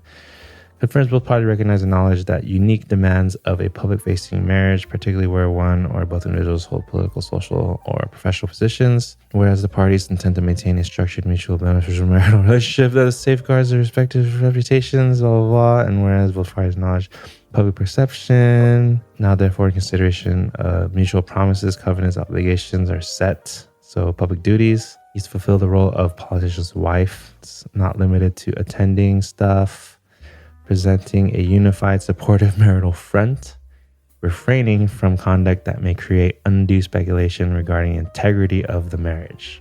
And then personal lives, each party acknowledges the right to independent personal lives, provided that such independence does not result in negative press, public scandal, or reputation damage. Okay, financial responsibility. Husband agrees to maintain wife's standard of living, not limited to travel, housing, personal expenses, discretionary spending allowances to uphold a lifestyle appropriate for a public figure's spouse, legal protections should any financial dispute arise. Wife agrees to keep public comments to minimum in support of husband. Both parties agree to confidentiality. Breaches result in other party receiving 50% earnings in perpetuity, as well as full and sole ownership of the current living residence. Okay. That's what she would gain. Yeah, she wouldn't do anything, right? She would just need to expose it, not get rid of it. Yeah, I guess you can say she could have intentionally exposed it. Yeah, maybe But- she could have been a part of the photos. Right. But if, let's say, she really is one to hold to contract, then she wouldn't be a part of that. Yeah, she wouldn't care. No, I mean, she cannot be a part of exposing it. Oh, right. She would, then he can come back and say, like, you did not keep this agreement. Yeah. And she wouldn't want to do that. She definitely would not want Yeah. to lose her whole setup here. Okay. So their marriage is an agreement. All right. Let's finish the last couple. Now we have the final person of interest, Cheney Blackwell. So he is the person for the campaign or campaign manager. His number, Honda Civic White. Okay, let's just read a statement. I was with the team most of the day yesterday. We had a busy schedule of photo ops, and Blaze came down to meet with Paul in person. Oh wait, Blaze is a different person. For some reason, I was thinking of this person. Oh no, Blaze is the image consultant and Cheney is the campaign manager. I see. So the hotel is Blaze Sterling's hotel. Mm-hmm. Oh, so so we can't place him there. All right. So we had a busy schedule of photo ops, and Blaze came down to meet with Paul in person and attend the gala with the team. I managed the regular portion of our day, and once Blaze was in town, I handed the reins over to him. My grandmother, Nana as we call her, is in the Hartfield nursing home and has been having some dementia fits. She had another one of them yesterday, and I was called in to help her. I left the internal strategy meeting around 7:30 p.m. to go to take care of Nana and help her settle at the home. So we can check the time of this meeting, right? She often just needs some company, a few bites of dinner, her meds, and her soap operas. She usually passes out before too long, and I stay until she wakes up once or twice to make sure she's really settled and back to normal. It didn't take longer than anticipated, and I had the gala to get to with Paul and the team. I had our intern, Declan Cowley, swing by the nursing home and drop off some travel deodorant and mouthwash to the front desk so I could freshen up a little for the gala. I won't say I smelled great, but at least I didn't deter any of our donors from funding the campaign. I got to the gala just before 10 p.m. Paul, Catherine, and Blaze showed up not too long after me. It was a busy and successful night. None of us knew about what happened to Vanessa until today. Horrible that we were all at the gala having a ball while Ortegas were having the worst night of their lives. They have Declan Cowley brought me supplies. Okay. So on the calendar, they do have an internal meeting on the calendar from 7:30 to 8:30. Mm-hmm. And that's where the half an hour gap I was saying. Yeah, so he says he left straight to this nursing home, but we have no way to confirm that. Yeah. So let's keep going. Okay. Declan Cowley, intern. Yesterday was nonstop for the campaign, just one of those days where everything needed to be handled at once. Cheney was managing it all flawlessly, keeping things on track despite how hectic it was. The dude went to Princeton, and even though we make fun of him for bragging about it, the guy is one heck of a campaign manager. Sometime around 7:30, he got a call. I didn't hear much, but from the way he reacted, it seemed pretty serious. After he hung up, he told me he needed to go help out with his Nana at the nursing home before heading to the gala. Sorry, I'm just checking the map. We don't have the nursing home on the map. A little while later, Cheney texted me asking if I could pick up some hygiene items from the gas station and drop them off at the nursing home so he could freshen up before the donor gala. I dropped them at the front desk around 9:05 p.m. I even threw some hot Cheetos and a drink in case he was hungry. After that, I went straight to the gala to make sure things got off to a smooth start. Cheney showed up just before 10 p.m., followed by Paul Sullivan, his wife Catherine, and Blaze Sterling. The night was a blur, just making sure everything ran according to plan. Then this morning, I woke up to the news about Vanessa. I can't believe so much happened last night. It doesn't feel real. Okay. I mean, he could cover up too. This isn't like hard evidence to clear him, right? He didn't say that when you say dropped off, are we assuming that he saw him at 9? That's true, right? He didn't need to be there. Yeah, is that too much of a detail? And then we don't know on the map where this home is, nursing home, right? Yeah, I don't see it. Sorry, I was looking at the last image and it's funny. Oh, this ding.com. Yeah, I wonder what it's supposed to resemble. Ring-a-ding-ding, ring-a-ding-ding. I was trying to think of a different brand. I can't think of anything. Okay, I'll be the chief again. Let's go over your whereabouts last night. You left campaign headquarters around 7:30 p.m., correct? That's right. I got a call. Something serious came up with my nana, so I went to the nursing home to help out before heading to the gala. What kind of emergency was it? The nursing home staff called and said she was having a rough evening, confused and agitated. She's been declining, and sometimes when that happens, she just needs a familiar face to help calm her down. I went to check on her and make sure she was okay. How long were you there? A while. I stayed until about 9:45 p.m., long enough to settle her down, talk to the nurses, and make sure she was comfortable before I left. I realized at some point I wouldn't have time to go home before the gala, so I texted Declan and asked him to drop off some gas station hygiene items at the front desk so I could freshen up before heading out. What kind of hygiene items? Just some essentials, deodorant, floss, mouthwash, the usual quick fix stuff.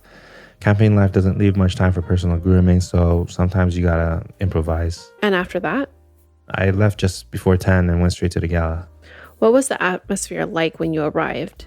Busy, as expected. Big crowd, lots of press. Declan had already been there a while to make sure everything was set up properly. He was near the stage, adjusting the sound system when I arrived. And when did Paul Sullivan arrive? Paul Sullivan, his wife Catherine, and Blaze Sterling arrived shortly after myself. Paul was making his usual rounds, Catherine was doing her part, and Blaze, well, being Blaze. Meaning? You've met him, haven't you? He's got that whole nothing is ever a problem vibe. Always polishing the image, making things seem a little too perfect in my opinion. Kind of a weaselish guy. And what about Paul? How is he acting? And same as always, shaking hands, working the room, cracking a joke here and there. He was focused on the campaign. If he had anything else weighing on him, you wouldn't have known it. And behind the curtain, was anything happening? Not that I saw. It was a well-run event. You seem to take pride in that. Of course I do. I'm an Ivy League graduate. We're taught to take pride in precision. A campaign like this is like a machine. One moment doesn't go according to plan and the whole thing falls apart. So any success is something to take pride in. It's interesting you say that, Cheney, because things did fall apart, didn't they? If you mean Vanessa Ortiga's M, then yes, but the campaign didn't M her. A K did. You work closely with Paul Sullivan. Did you know he was having an affair with Vanessa? No, but if I had, I would have told him he was out of his mind and he should end it. So you don't recognize these photos? I've never seen these before this moment. Sort of hard to believe Paul's trusted campaign manager didn't know about his affair. Well, he definitely didn't trust me to know that secret. Paul knows my stance on affairs. They're too risky. Probably why he didn't want me to know. Oh God, he'll be so mopey now. Cheney, focus. This isn't your campaign headquarters. It's an interrogation room. I need to know if there was anyone at campaign headquarters last night after 8:30 p.m. Not that I know of. Most of the team was at the gala and no one was scheduled to work late. Does headquarters have security footage? Yeah, we got a ding camera on the front doorbell of the front entrance. I'll need to see last night's footage. I'll need to see the footage between 8:45 and 8:55 p.m. We're verifying the alibi of a suspect. Here, this is just before 8:45 p.m. All right, let's see. Keep going, keep going. You're looking for anything in particular? Just cross-checking movements, making sure the timeline holds. Things like that. Wait, there. Stop the footage at 8:51 p.m. Timing is holding up so far. Nothing out of the hold on. Something off? Is that the same, Cheney? I'm going to need a printout of this camera footage. Of course, Chief. I can text you the screenshot so you can print it out immediately. That would be great. Thanks, Cheney. I think you might have just cracked the case. Okay. Let's look at this photo. This is Leo, and he's holding something.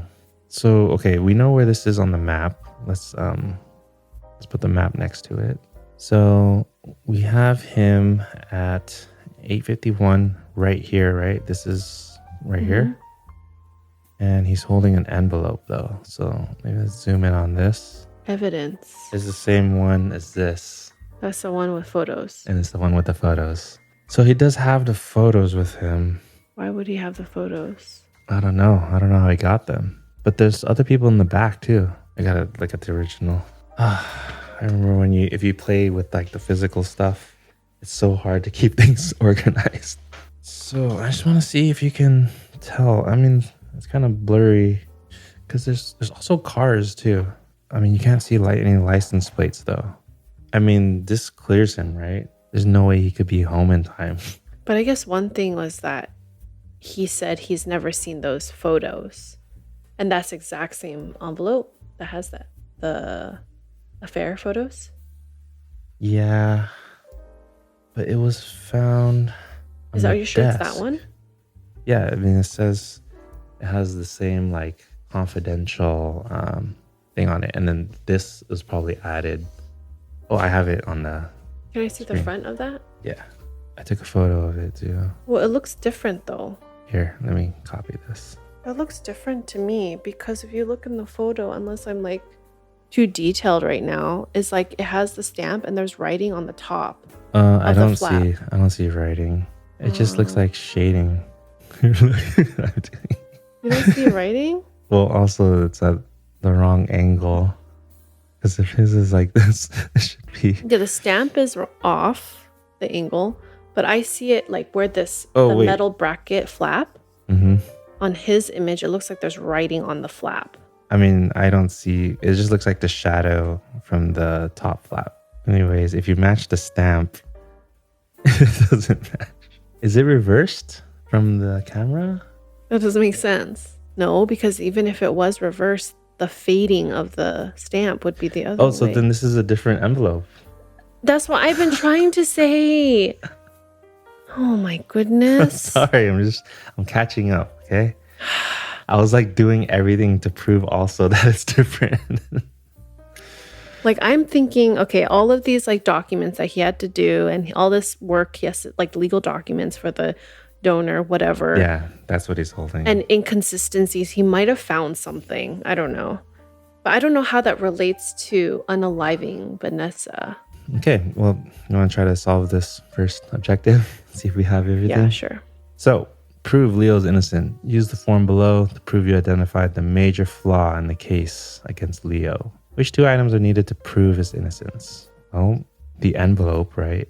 And then the last. Last what? I don't see what you see. The ding camera. Well, I'm just saying the ding camera printout. That's obviously what we need. And then? And then the envelope itself. It proves like it's a different envelope that he's holding. Oh, I don't know if that necessarily proves his innocence. I would say the interaction with Buzz. Well, because they were saying, oh, that's true, huh? But they were saying like he knew of like his whole motive is built around him knowing about the affair. But if he didn't know about it until he got back because it was found on the desk, then he wouldn't have seen those photos until after he found Vanessa. I feel like the Buzz interaction is a harder, more firm. If it's Buzz, then which one is that? Because I think the photo is hard evidence versus someone's. Well, I don't know. Photo hard evidence because of the timestamp. So it placed him in his walking past, so he could not have M'd Vanessa. Okay. So I agree on that. But then another confirmation is that Buzz's interaction with this guy walking. So you would, because he mentions it too, right? He says someone nearly ran him over. Yep. Oh, but you're saying Buzz should, because Buzz doesn't identify it's Leo. No, but the story matches between the two. You would need both of them though to corroborate each other.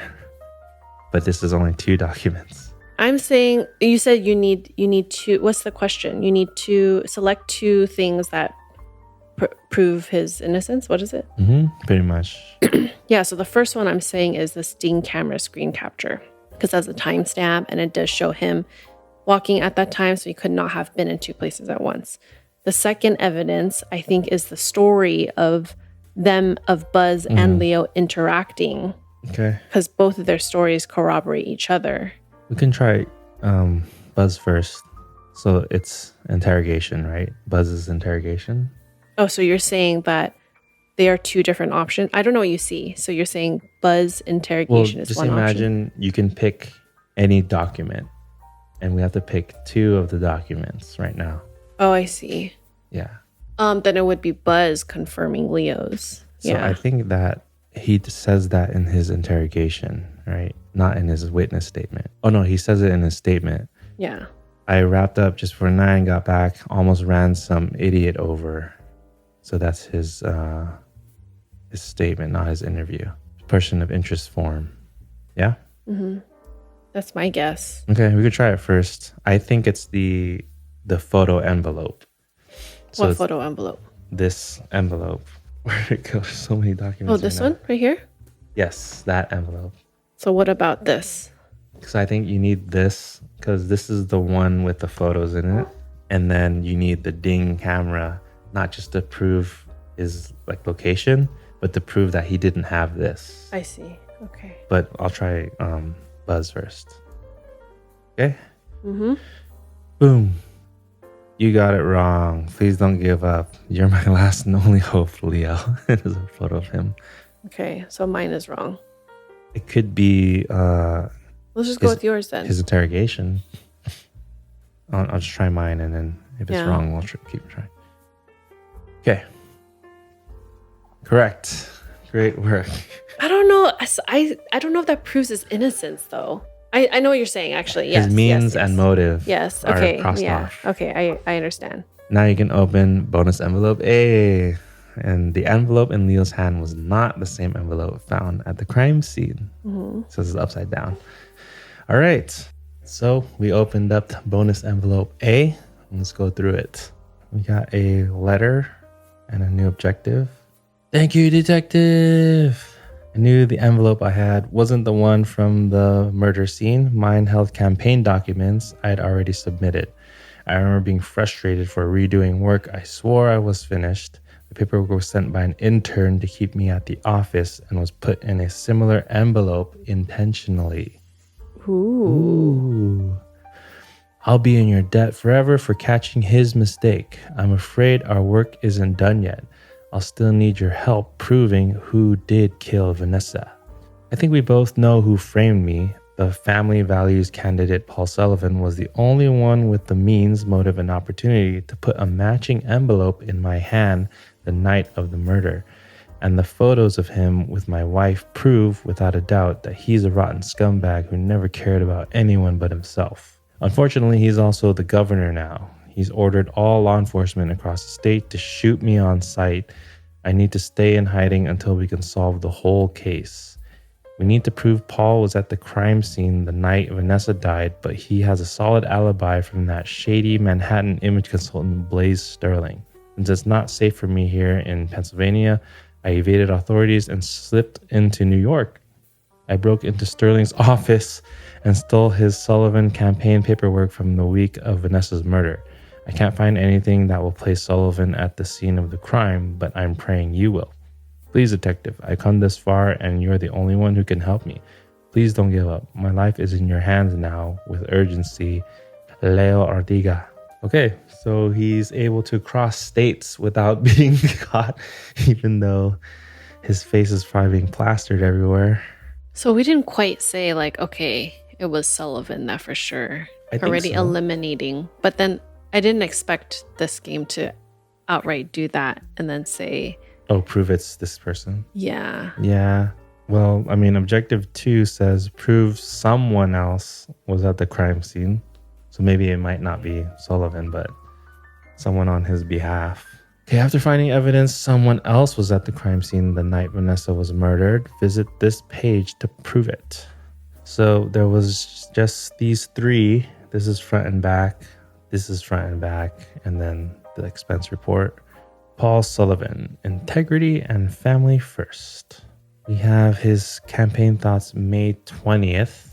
Good face, strong jaw. Orders skincare and hair products.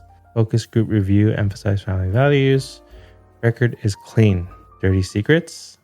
P says no. Lying. They all have something. Need him to share. Identify scandals and eliminate. Look into relationship with wife. Something weird. Not sure what. Affection seems faked. Okay, we know why. Need to show soft and strong in image. Holding baby photo op. Construction photo op. New wardrobe. Style for every event. Cannot be trusted to dress self. Needs a posing class. Some pics look like awkward turkey. Not good for campaign. And Catherine Sullivan. Reputation good on surface. What are her skeletons? Need to drive down to Pennsylvania. Clean up this mess. Who's writing this? The New York guy? The one who came? Yeah, either Blake or Cheney. Yeah, but he found these in his New York office. Then Blake. Or Blaze. All right, so Blaze Sterling, image consultant. This is for Paul Sullivan, client. Messaging priority. This week's event highlight economic growth, small business support, and strong leadership. Public versus private. Early week events focus on high visibility, yada, yada, yada. Prioritize authentic interactions, press coverage. No major public events scheduled after 7 p.m. on May 24th to allow for internal campaign meetings and donor outreach. Okay, so we got... Oh, remember I was saying about that handkerchief on the desk? What are we looking for here? There's a lot of information. Well, we can look at... Just a night? Or we can align it with the calendar too. Yeah. I'm just going to go to 24th, right? 7 p.m. campaign headquarters. Paul speaking to team. Or no, not 24th, 23rd. Oh, sorry. 9 p.m. donor gala. Yep. So there's nothing in between the church service and the gala. They have an internal meeting at 7:30 to 8:30. But this is events. So it's only outlining events. So from the service, he's wearing a light blue button-up and slacks, and then changes into his black tie. Do we just have to identify that scarf, or what is it? I don't know, but go to the vehicle availability on keep going down. Oh, car 1 or car 2? Yeah. So car 1 for arrival departure, and then the gala's car 2. So vehicle 1, black Cadillac, and then black Chevy Tahoe. Special driver Ron K for vehicle 1, and Cheney's intern Declan is driving vehicle 2. I wonder if we need to look for vehicle 1, black Cadillac, which is driven on From May the church, 23rd. right? Or all of May 23rd, mostly. Right? Yeah, and then for some reason he switches to car 2 for the wait, is that the next day, or is it car for 2 the is donor gala? I can't see, it's not lining up. Even in the original, it's not really lined up well. Yeah, I know. Actually, every line, it's missing a line. Okay. I'm willing to just come back to this. Yeah. There's one more document. Expense report from Blaze Sterling. So this is what he's charging to the campaign. Suit and slacks, wardrobe purchase for Paul. New suit and ties. Sorry. Can I interrupt? You found something? Can we go back to the motor vehicle? Sure. Remember there was a black Tesla in the driveway? Oh, the B photo. Okay. So maybe we can go back to that later. You knew it was a Tesla? Yeah. Let's just go right now. Let's look. Okay. License plate ending in 2210. I think you even made a notation. I just wrote license plate, yeah. Yeah. I think it's that one. Oh, yeah. TZL2210. Yeah. I just copied the photo over here. This is in front of the neighbor's house, the one who had the B service. And like you mentioned, the Tesla down here, TZL2210, matches campaign vehicle 3, black Tesla 3 sedan. It's a unassigned, available for staff use as needed, used for errands, casual appearances, or quiet arrivals. So staff. I mean, it doesn't prove who, but we're not trying to find who. We're just trying to prove that someone was there, right? Let's just go through this expense report quickly then.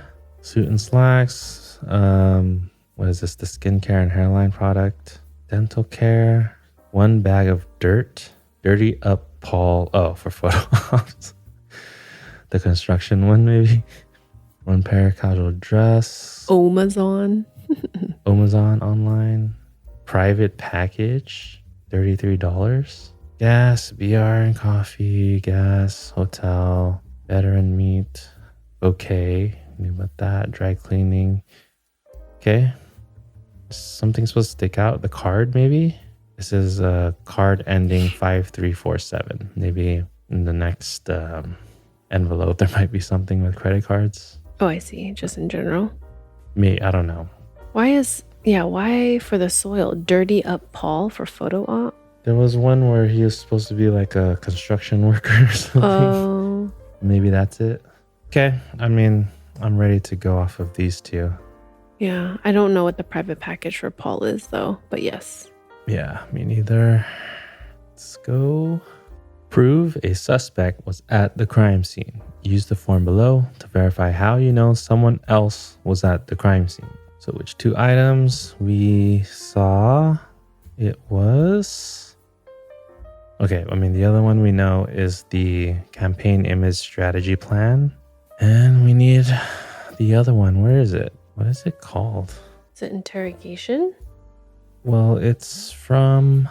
Oh, the Be Gone Pest Control. So something about Be Gone Pest Control work service form? That's the only service type of form, right? Yeah.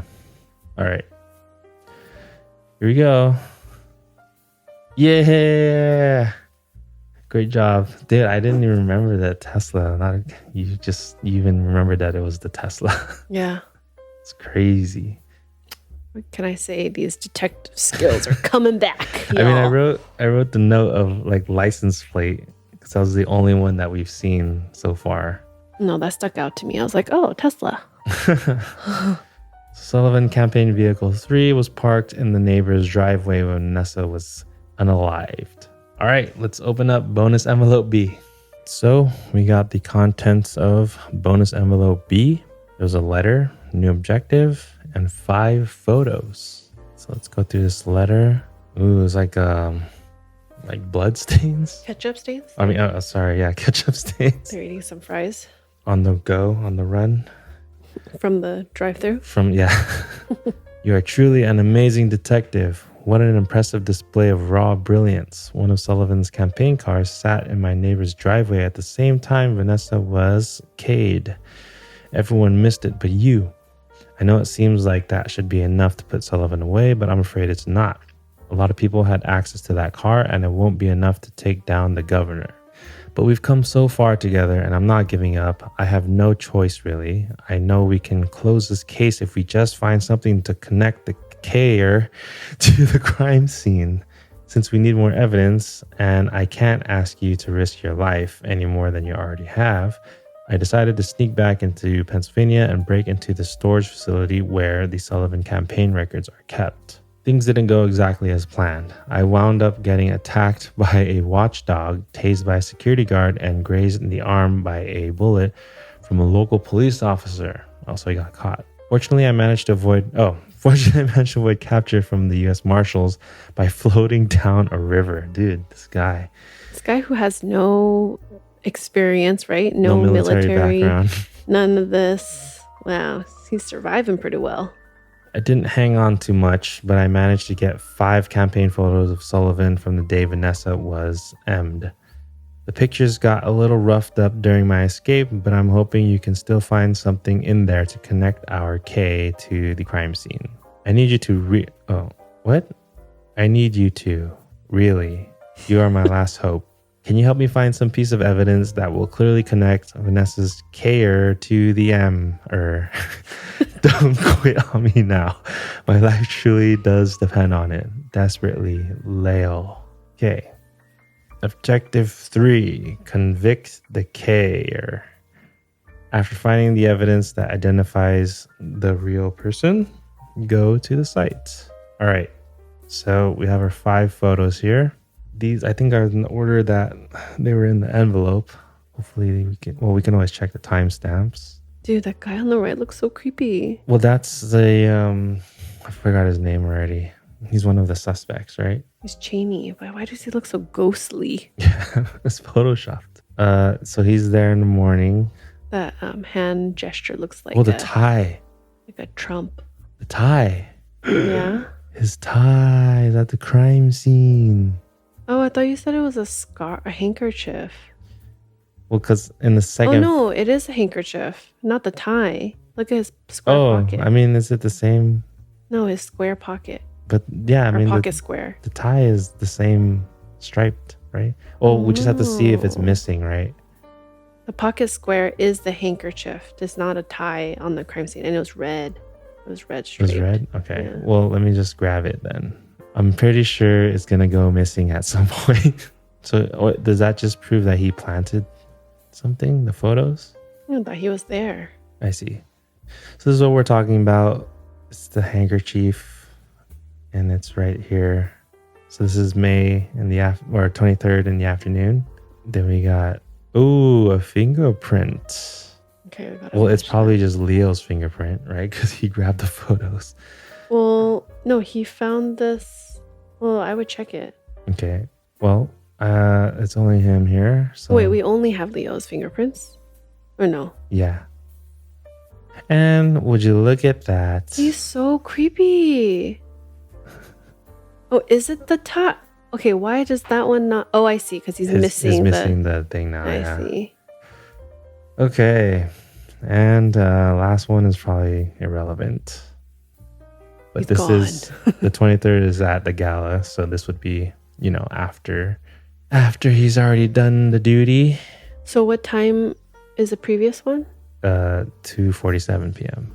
Why is it so neatly put there though? It's so weird. Like, oh no, let me fold this up before I go. I guess it would be too obvious if it fell on the floor. Then we're then we can obviously focus on this scarf or whatever it is. It belongs to the person who did it. So if it's neatly tucked away, it's kind of not as suspicious for the game. All right. Well, you want to check the fingerprint just for fun. It's already, we know, should match already. I don't know why his fingerprint would, what does that show? Because he was hungry and he got some fries, got a little ketchup on his paper. Yeah. And in the process of grabbing these photos, didn't wash his hands. Yeah, give me another dip of ketchup. So, or I know it's probably his thumb, right? I know he was eating the fries with the ketchup, right? And he's looking through the photos really quickly, and he goes, "Oh, this one," and he points at it. Oh no, wait, it's the wrong photo. If you're holding it, then it's gonna be your right thumb. I think I see it already. I don't know what that says. Wait, hold on. Why are you cutting it? Because it's obviously his right thumb. Okay, but I want to look at... This is Leo's, right? Yeah. Why put the thumbprint there? I don't know. But like I said, even if we have his prints on it, it makes sense because he grabbed them. Why would they have his prints on it? Don't know. Red herring, or make you waste time like we just did. Okay. I'm ready to solve this case. Convict decayer. Use the form below to prove you have identified the person. Which 2 items are needed? Just 2. Oh, no, wait. 2 items. This is just like the last one. Was it just I played by myself? It says 2 items, but obviously we need 3 items, right? What's the third one? So we need the evidence photo with the handkerchief on the desk. And then we need the 2 photos. One to prove that he had it with him earlier in the day, and then that it was missing at the gala. Oh. But I think we just do the gala one that's missing, right? If I had to choose between the two, it would be the one where he's wearing it. Okay. Yeah. Because then it shows that it was his. Sure. But I would, yeah.